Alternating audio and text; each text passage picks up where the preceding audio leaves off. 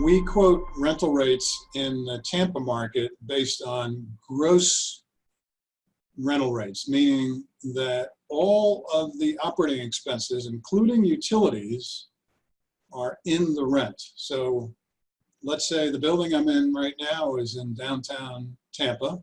It's a 22-story building called Wells Fargo Center.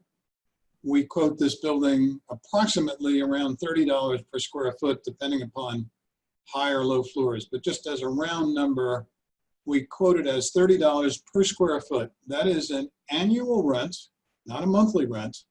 Some markets quote as monthly, like in California. Very often you will hear a computation of $3 per square foot. That will mean typically that they're quoting monthly. But in the state of Florida, we quote rents annually.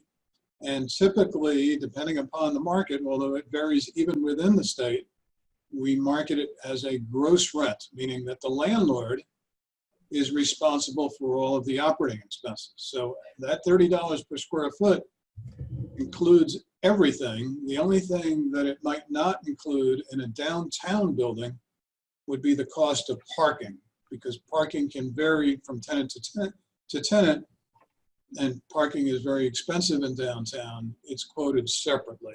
So it's $30 per square foot plus the cost of parking for a downtown building. But typically the rents are what we refer to as gross. Now the opposite of a gross rent is a net rent. So this same building has roughly $11 of operating expenses. Instead of $30, we could quote it as $19 per square foot plus operating expenses. We would call that $19 per square foot net. Some markets, like downtown West Palm Beach, for example, certain places in Sarasota and other places in the state do quote rents on a net basis. So it's very important to understand when a rent is quoted, number one, is it monthly or is it annual? Is it net or is it gross? Those are sort of the very early, most important basics of rent computation.